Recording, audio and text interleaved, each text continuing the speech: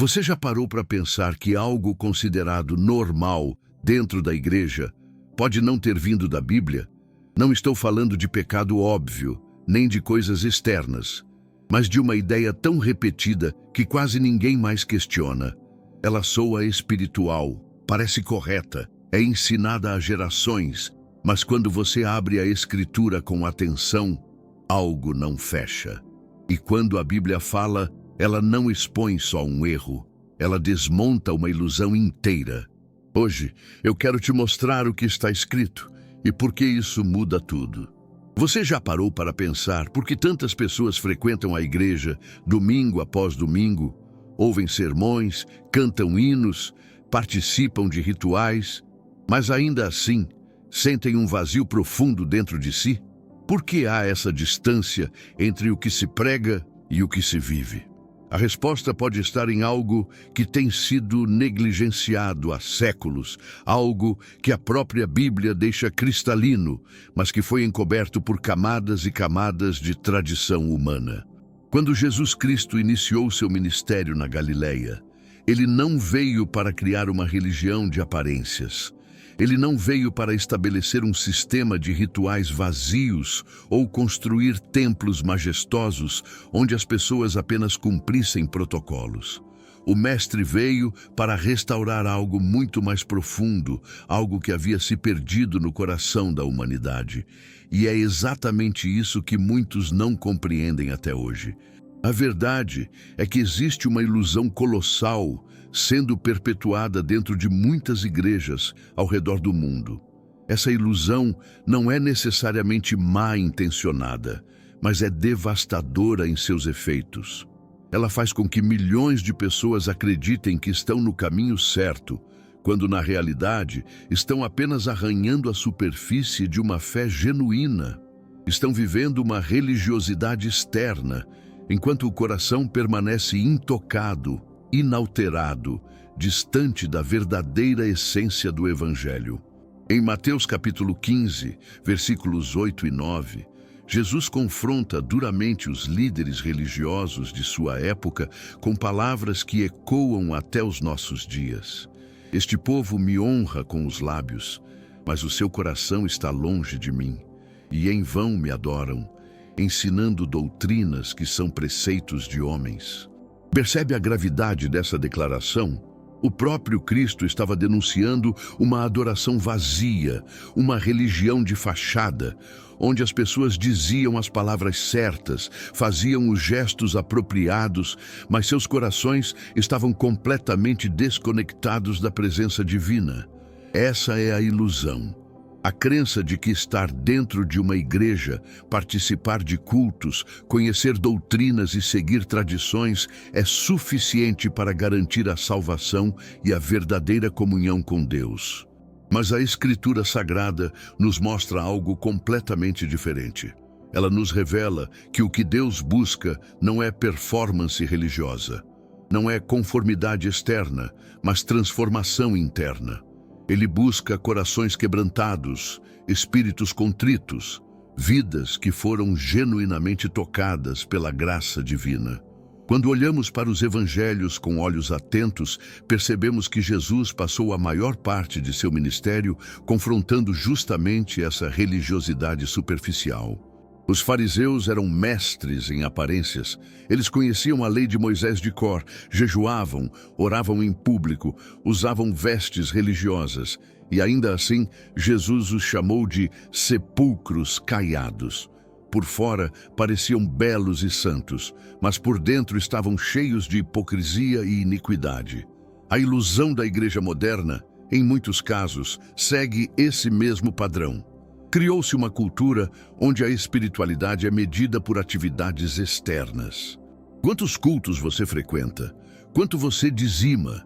Você participa dos grupos? Você conhece os cânticos? Você se veste de maneira apropriada? E embora nenhuma dessas coisas seja necessariamente errada, elas se tornam uma cortina de fumaça quando substituem o que realmente importa, a transformação do coração pela obra do Espírito Santo. O apóstolo Paulo, em sua carta aos Romanos, capítulo 10, versículo 9, nos diz algo fundamental.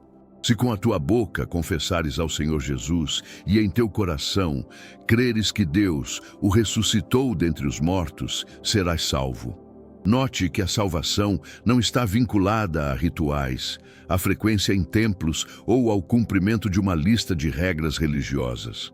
Ela está fundamentada em dois pilares: confissão genuína e fé verdadeira no coração. Mas o que aconteceu ao longo dos séculos?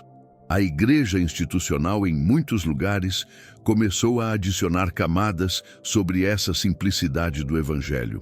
Camadas de tradição, de liturgia, de hierarquia, de dogmas que, embora possam ter origem em boas intenções, acabaram por obscurecer a mensagem central de Cristo. E assim, gerações inteiras cresceram acreditando que ser cristão é cumprir uma lista de obrigações religiosas, em vez de viver uma relação íntima e transformadora com o Deus vivo. Essa ilusão tem consequências profundas. Ela cria crentes nominais, pessoas que carregam o título de cristãos, mas cujas vidas não refletem o caráter de Cristo. Ela gera frustração espiritual, pois por mais que essas pessoas se esforcem em cumprir os rituais, elas não experimentam a paz, a alegria e a plenitude que Jesus prometeu. Ela também abre portas para a hipocrisia, pois quando a fé se torna apenas performance, as pessoas aprendem a representar bem em público, enquanto vivem de forma completamente diferente em particular. Jesus deixou isso claro em João, capítulo 4, versículos 23 a 24, quando conversou com a mulher samaritana junto ao poço.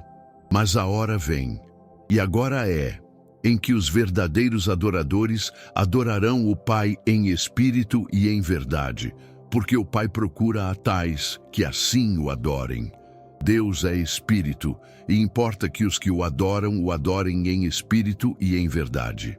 Adoração verdadeira não acontece em um local específico, não depende de rituais elaborados.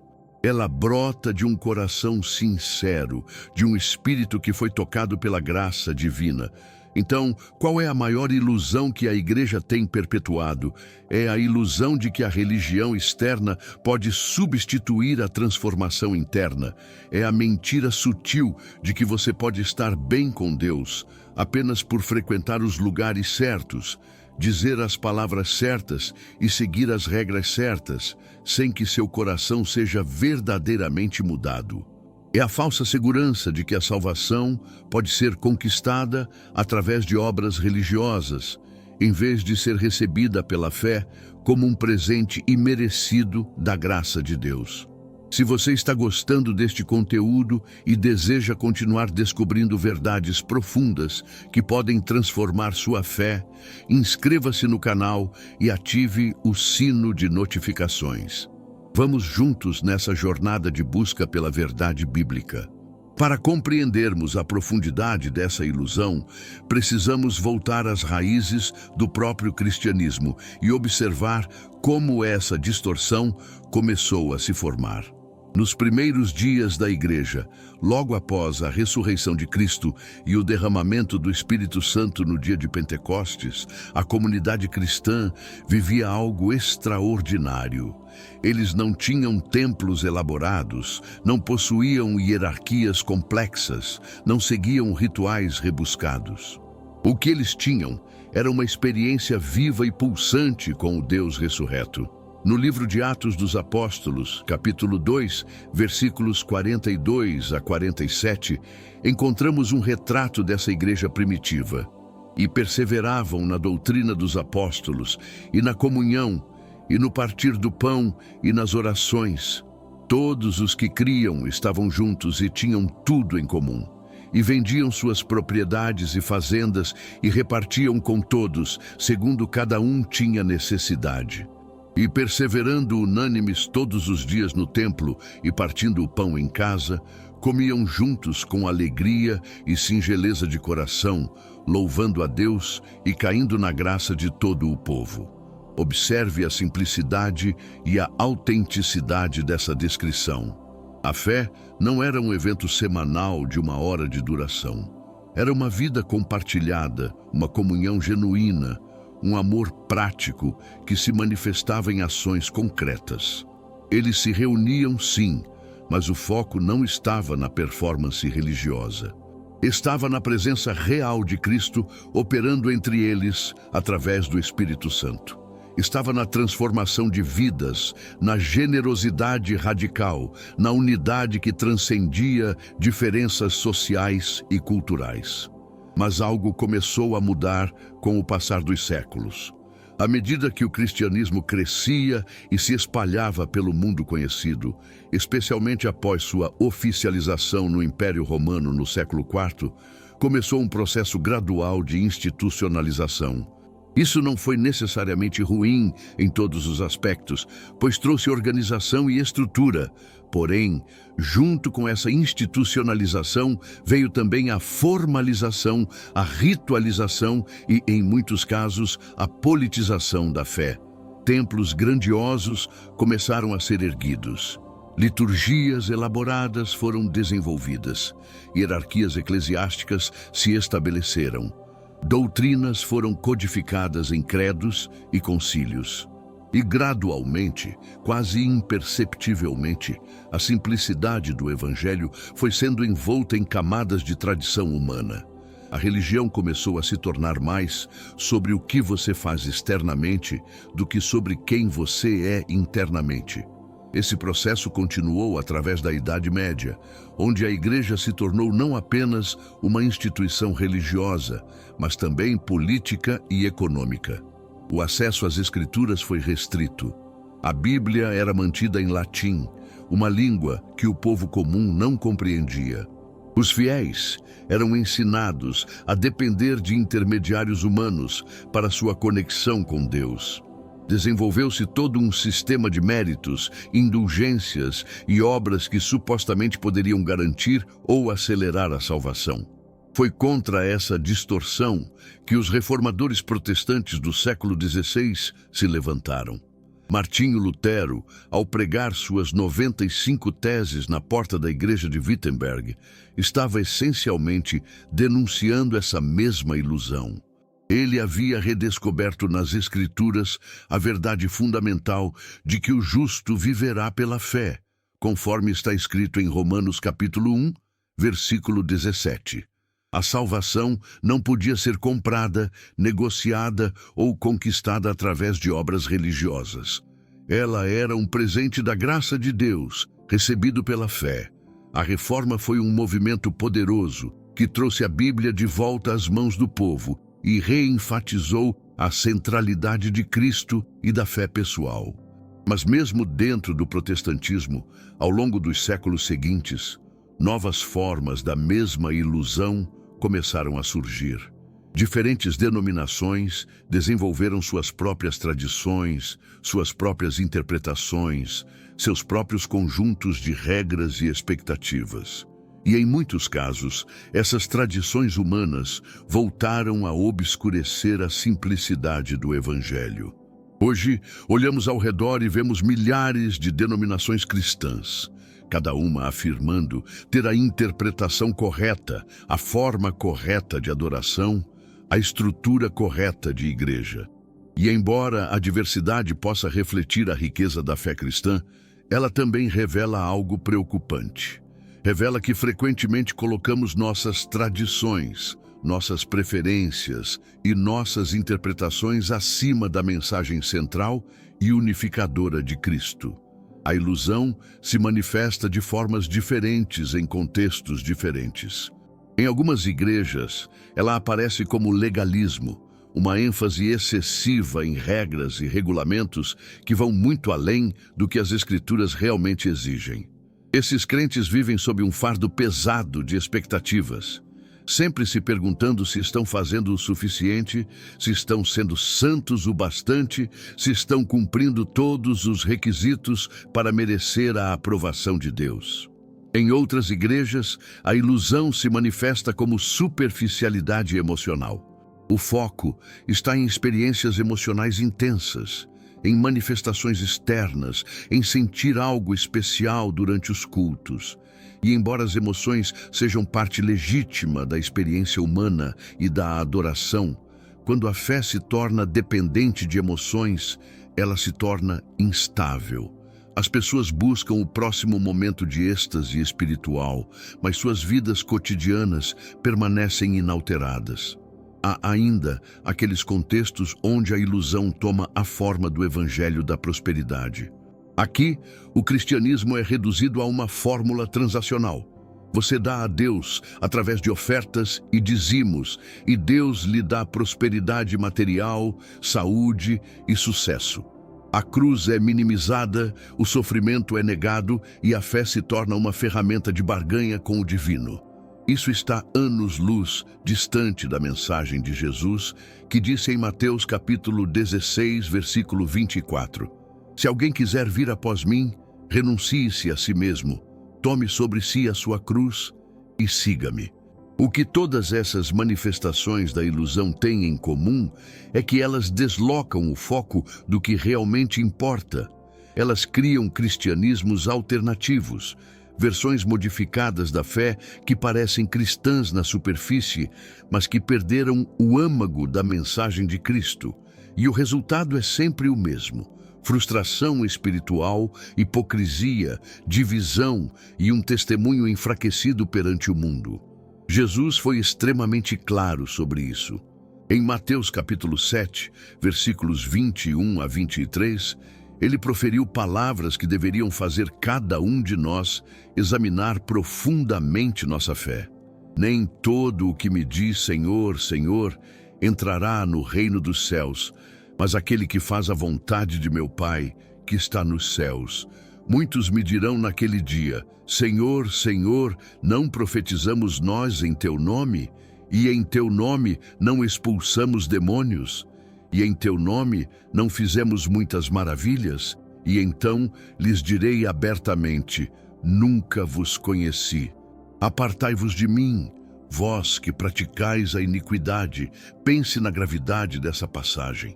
Jesus está falando de pessoas que fizeram coisas aparentemente impressionantes em seu nome. Elas profetizaram, expulsaram demônios, fizeram milagres. Pela medida externa da religiosidade, elas pareciam extremamente espirituais. Mas Jesus diz que nunca as conheceu. Por quê? Porque toda aquela atividade religiosa externa não estava fundamentada em um relacionamento genuíno com Ele. Não brotava de corações transformados. Era performance sem substância, religião sem relacionamento. Essa é a essência da ilusão. Você pode estar envolvido em muitas atividades religiosas, pode estar fazendo coisas que parecem espirituais, pode estar impressionando as pessoas ao seu redor com sua devoção aparente, mas se seu coração não foi verdadeiramente transformado por Cristo, se você não o conhece intimamente, se sua vida não reflete seu caráter, então tudo isso é vazio. A pergunta que cada um de nós precisa fazer é esta: minha fé é real ou é apenas religião? Estou vivendo um cristianismo genuíno, fundamentado em um encontro transformador com Cristo, ou estou apenas seguindo rituais e tradições que me fazem sentir religioso? Meu coração foi realmente mudado pela graça de Deus, ou estou apenas tentando manter uma imagem de espiritualidade? Essas são questões profundas que exigem honestidade radical de cada um de nós. E a Bíblia não nos deixa sem respostas. Ela nos oferece critérios claros para distinguirmos entre fé genuína e religiosidade vazia. Ela nos mostra como identificar se estamos vivendo na verdade ou presos na ilusão. E mais importante ainda, ela nos oferece o caminho de volta para a autenticidade espiritual que Deus sempre desejou para nós. Um dos textos mais reveladores sobre isso está na carta de Tiago, capítulo 2, versículos 14 a 17. Meus irmãos, que aproveita se alguém disser que tem fé e não tiver as obras? Porventura, a fé pode salvá-lo? E se o irmão ou a irmã estiverem nus e tiverem falta de mantimento cotidiano, e algum de vós lhes disser: ide em paz, aquentai-vos e fartai-vos, e não lhes derdes as coisas necessárias para o corpo, que proveito virá daí? Assim também a fé, se não tiver as obras, é morta em si mesma. Tiago está expondo aqui uma verdade fundamental que destrói a ilusão. Fé verdadeira sempre produz transformação visível. Não estamos falando de obras religiosas como forma de merecer a salvação. Isso seria cair em outra armadilha. Estamos falando de obras que fluem naturalmente de um coração que foi genuinamente transformado por Cristo. São os frutos inevitáveis de uma vida que foi tocada pela graça divina. Quando uma pessoa experimenta um encontro real com Jesus, quando o Espírito Santo realmente habita nela, sua vida muda. Seus valores mudam. Suas prioridades mudam. Sua forma de tratar as pessoas muda. Seu caráter começa a refletir o caráter de Cristo. Isso não acontece da noite para o dia, é um processo chamado santificação. Mas acontece. É inevitável. Uma árvore boa não pode produzir frutos maus, como Jesus mesmo ensinou. A ilusão religiosa permite que as pessoas separem completamente sua vida espiritual de sua vida prática. Elas podem frequentar a igreja no domingo, levantar as mãos durante o louvor, até mesmo chorar durante o sermão. Mas na segunda-feira voltam a viver exatamente como viviam antes. Não há transformação real. Não há evidência do caráter de Cristo em suas escolhas, em seus relacionamentos, em seus negócios, em suas conversas. Paulo, escrevendo aos Gálatas no capítulo 5, versículos 22 a 23, descreve o que deveria ser evidente na vida de todo cristão genuíno.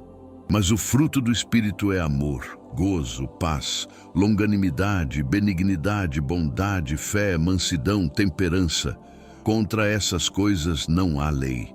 Esses não são sentimentos que você produz através de esforço próprio. São características que o Espírito Santo desenvolve em você quando você está verdadeiramente conectado a Cristo.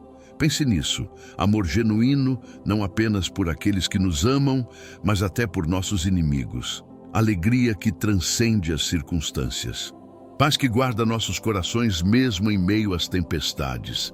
Paciência com as imperfeições dos outros, bondade que se expressa em ações concretas, fidelidade que nos mantém firmes mesmo quando ninguém está olhando, mansidão que nos impede de retaliar quando somos feridos, autocontrole que governa nossos impulsos e desejos. Esses frutos são o termômetro da fé genuína, e a ausência deles é um sinal de alerta vermelho. Se alguém afirma ser cristão há anos, frequenta a igreja regularmente, conhece a Bíblia de cor, mas sua vida não manifesta esses frutos, então algo está terrivelmente errado. Essa pessoa pode estar vivendo na ilusão, acreditando que sua religiosidade externa é suficiente, quando na realidade ela nunca experimentou a transformação interior que o Evangelho promove. Jesus foi brutalmente honesto ao tratar desse assunto.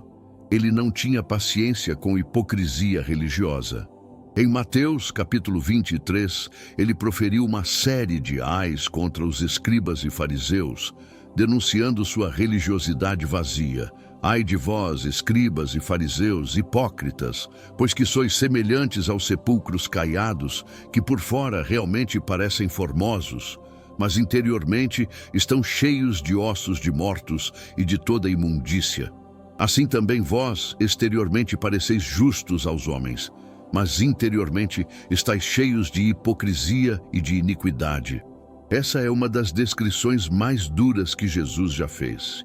E ele não estava falando com pessoas imorais ou criminosas. Estava falando com os líderes religiosos mais respeitados de sua época. Homens que conheciam as Escrituras, que oravam, que jejuavam, que davam esmolas. Mas tudo era fachada. Por dentro, seus corações permaneciam inalterados, cheios de orgulho, hipocrisia e justiça própria. A verdade dolorosa é que essa mesma descrição pode ser aplicada a muitos que se sentam nos bancos das igrejas hoje. Pessoas que parecem espirituais por fora, que sabem dizer as palavras certas, que participam de todas as atividades, mas cujos corações permanecem frios, cujas vidas privadas contradizem sua imagem pública, cujas motivações são egoístas e não voltadas para a glória de Deus. Então, como sair dessa ilusão? Como experimentar a fé genuína que transforma e não apenas a religiosidade que aparenta? A resposta começa com honestidade brutal diante de Deus. Você precisa parar de fingir, parar de manter as aparências, parar de se esconder atrás de máscaras religiosas. Você precisa vir diante de Deus exatamente como você é, com todas as suas falhas, seus pecados, suas dúvidas, suas lutas. O rei Davi, após cometer adultério com Batseba e ordenar a morte de seu marido, foi confrontado pelo profeta Natã. E quando Davi finalmente parou de se justificar e caiu em si, ele escreveu o Salmo 51. Esse é um dos textos mais profundos sobre arrependimento genuíno em toda a Escritura. No versículo 17, Davi declara: os sacrifícios para Deus são o espírito quebrantado. A um coração quebrantado e contrito não desprezarás, ó Deus. Veja o que Deus deseja. Não sacrifícios religiosos elaborados, não performances impressionantes, não aparências polidas. Ele deseja um coração quebrantado, um espírito contrito. Ele deseja que reconheçamos nossa total dependência dele, nossa incapacidade de nos salvar por nós mesmos, nossa necessidade desesperada de sua graça e misericórdia. A ilusão nos faz acreditar que precisamos estar espiritualmente arrumados antes de nos aproximarmos de Deus, que precisamos limpar nossa vida, consertar nossos erros, melhorar nosso comportamento primeiro. Mas o Evangelho nos diz exatamente o oposto. Venha como está, venha quebrantado, venha falido espiritualmente, venha reconhecendo que você não tem nada a oferecer, nenhum mérito próprio, nenhuma justiça que possa impressionar a Deus. Foi isso que Jesus quis dizer quando declarou em Mateus capítulo 5, versículo 3. Bem-aventurados os pobres de espírito, porque deles é o reino dos céus. Pobres de espírito são aqueles que reconhecem sua bancarrota espiritual. São aqueles que pararam de confiar em sua própria religiosidade e colocaram toda a sua confiança na graça de Deus. São aqueles que entenderam que a salvação não é algo que você conquista, mas algo que você recebe como um presente imerecido. Quando você vem a Deus nessa postura de humildade e dependência total, algo sobrenatural acontece. Você experimenta o que a Bíblia chama de novo nascimento. Jesus explicou isso a Nicodemos, um líder religioso que veio procurá-lo durante a noite. Em João capítulo 3, versículos 5 a 7, Jesus disse: na verdade te digo que aquele que não nascer da água e do Espírito não pode entrar no reino de Deus. O que é nascido da carne é carne, e o que é nascido do Espírito é Espírito. Não te maravilhes de te ter dito: necessário vos é nascer de novo. Esse novo nascimento não é algo que você produz através de esforço religioso. É uma obra sobrenatural do Espírito Santo. É Deus recriando você de dentro para fora, dando-lhe um coração novo, implantando sua própria vida em você. E quando isso acontece, tudo muda. Não porque você está tentando mais, mas porque você foi genuinamente transformado. Essa transformação genuína produz uma fé que é radicalmente diferente da religiosidade vazia. É uma fé que não depende de emoções passageiras ou de experiências em cultos. É uma fé enraizada em uma relação viva com o Deus vivo. É uma fé que sustenta você nos dias difíceis, que molda suas escolhas quando ninguém está olhando, que permeia cada área da sua vida, não apenas os momentos religiosos. Paulo descreve essa nova realidade de forma belíssima em sua segunda carta aos Coríntios, capítulo 5, versículo 17. Assim que, se alguém está em Cristo, nova criatura é. As coisas velhas já passaram. Eis que tudo se fez novo.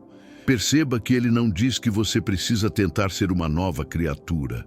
Ele diz que, se você está em Cristo, você é uma nova criatura. É uma realidade espiritual que Deus opera em você. Isso não significa que você se torna perfeito instantaneamente. A santificação é um processo que dura a vida inteira. Você ainda lutará contra tentações, ainda cometerá erros, ainda terá momentos de fraqueza, mas a direção geral da sua vida muda. Há um desejo crescente de agradar a Deus. Há uma sensibilidade ao pecado que não existia antes. Há um amor pelas coisas de Deus e pelas pessoas que brota de dentro de você.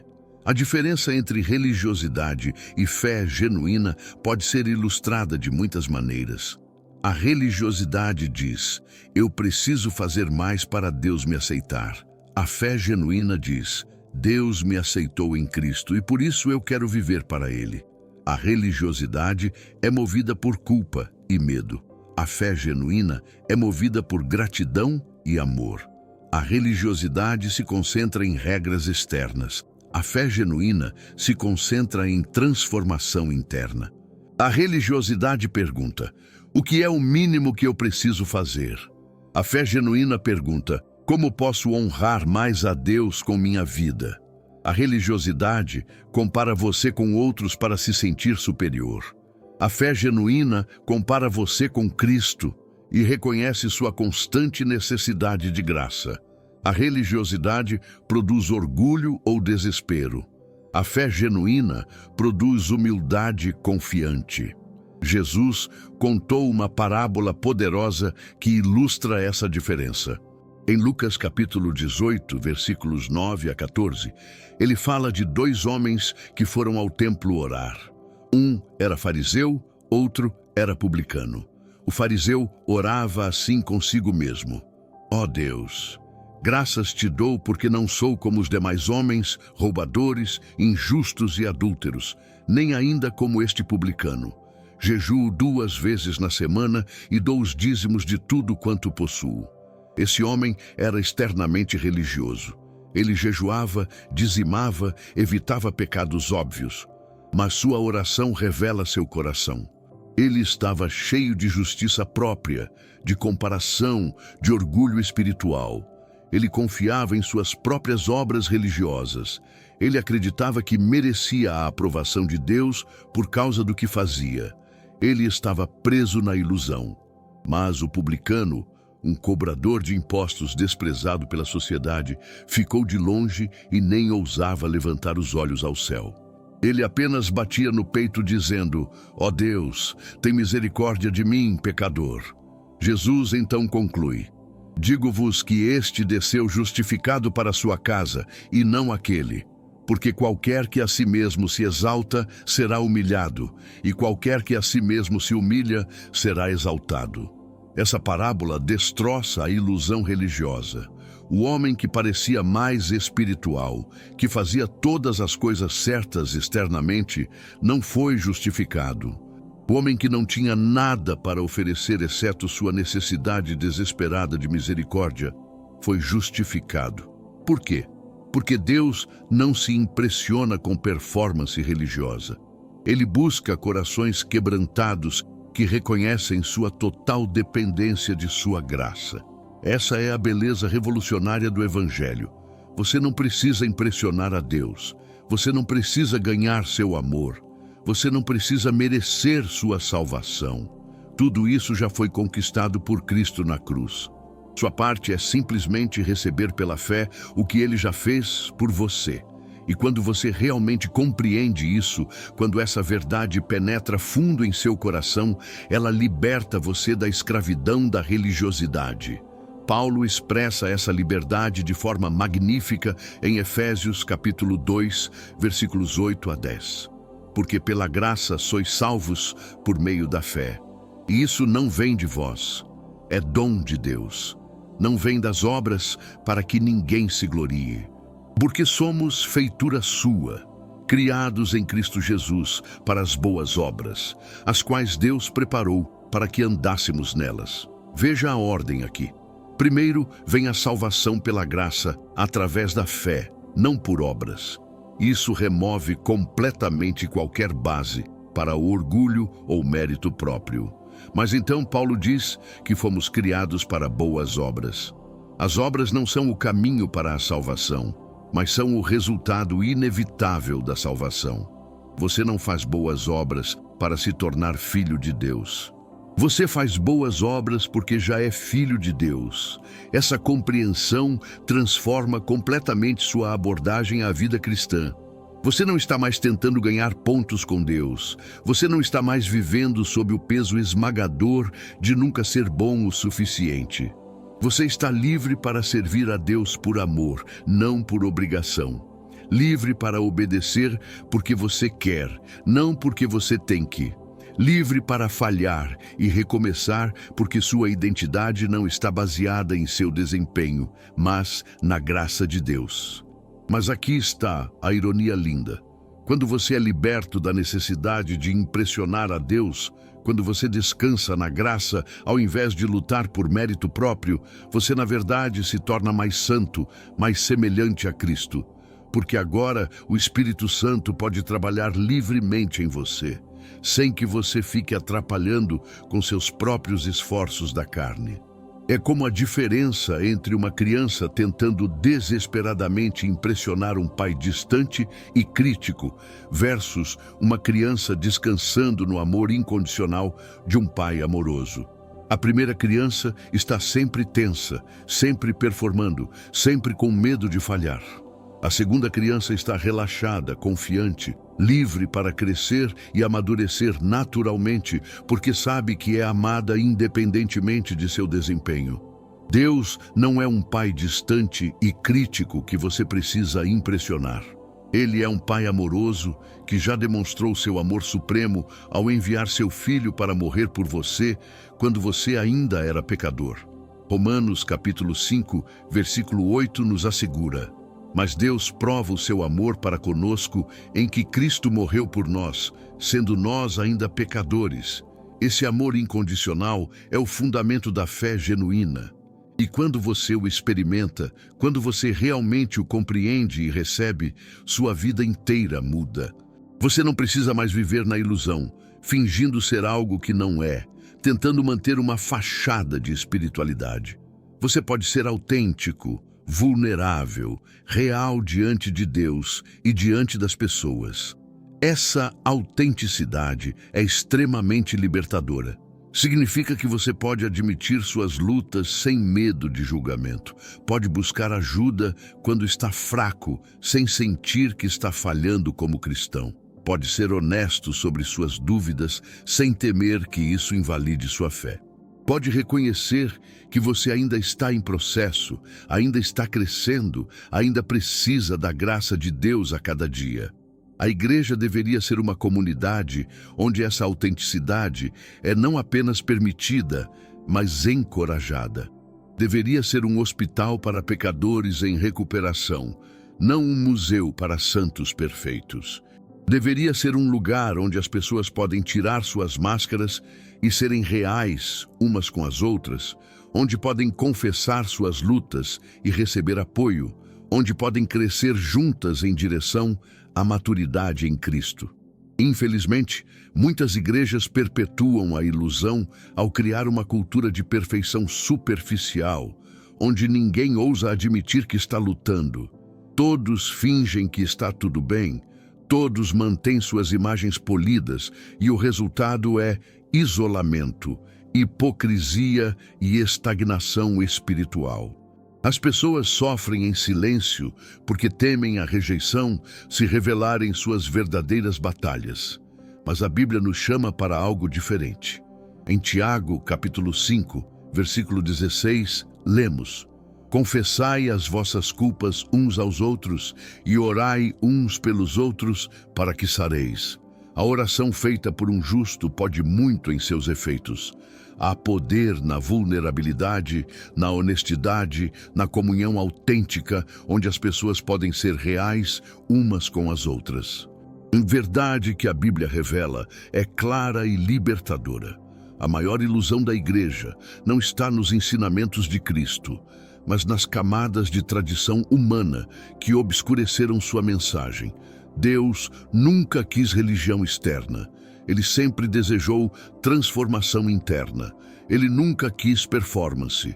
Ele sempre desejou relacionamento genuíno. Ele nunca quis rituais vazios. Ele sempre desejou corações quebrantados, que o buscam em espírito e em verdade. Você não precisa viver mais na ilusão. Não precisa carregar o fardo pesado da religiosidade. Cristo oferece um jugo suave e um fardo leve.